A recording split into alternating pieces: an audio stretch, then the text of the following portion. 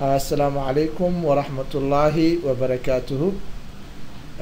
وعشركي لبعض هيدويغا يعني ugu talagalnay ardayda ama dadka Soomaaliyeed ee wadamada Englishka aan looga hadlin joogay inay kaga faa'iideystaan.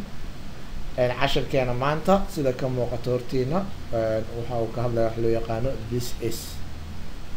Muhiimadda loo isticmaalana waxa ay tahay in laba qof la isbaro, laba qof aan is garanaynin marka la rabo in la isbaro oo la rabo in la dhaho hebelow kani waa heblow, heblow kani waa hebel, ama caliyow kani waa cabdi, cabdiyow kani waa cali. Markaas ayaa waxaa loo isticmaalaa this is. Read, aqri and listen, dhegeyso. Read, aqri and listen, dhegeyso. Marka Sandro gabadhan meesha ka muuqato oo arkaysaan ayaa waxay isbaraysaa labadan ragga ah. Marka qaabkay isku barayso iyadoo isticmaalayso this is. Marka aan fiirino waxay leedahay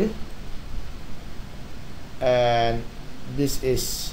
Marka John, this is hero, Shiga, hero, this is John Mason.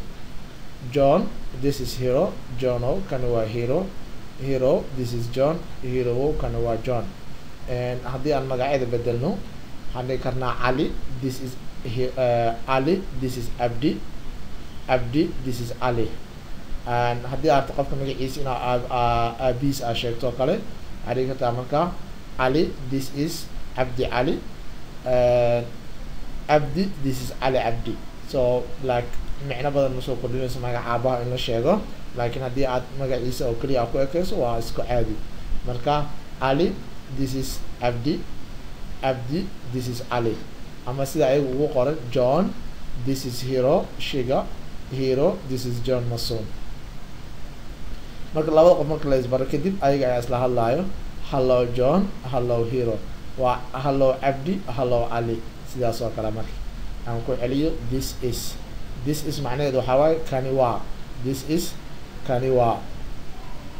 Read, aqri and listen, dhegeyso. Sandra waa gabadha dadka isbarayso waxay leedahay marka John, this is hero, Jono kani waa hero, hero, this is John kani waa John. Si kale markaan u dhahno oo magacyada Soomaaliga aan ku bedelno Ali, this is Abdi, Abdi, this is Ali. And then markay ayaga isbartaan Ali Abdi ayagaas dhaa warhaya Ali warhaya Abdi. Sidaas oo kale marka hello Ali, hello Abdi.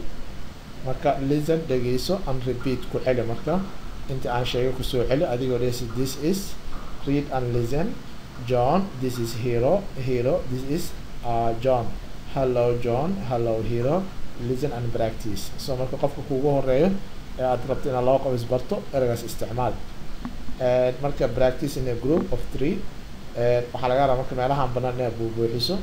Haddii aad marka rabto inaad buubuuxiso waxaa jiro inaad meeshaan ku qorto marka magacyada.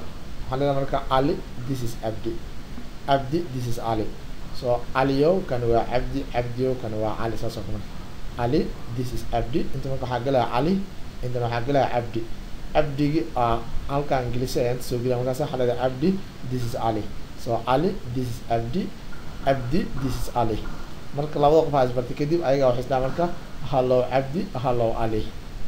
Waxaan filaya inaad fahanteen. Aan ku celiyo qaybtan practice waa ku celceli ama ku practice garee in a group of 3 idinkoo saddexe saddex qofood sida hadda saddexdan hoos ka muuqato oo kale ayaa la rabaa saddex qofood ah oo ku practice gareyso oo isbarto marka dabta.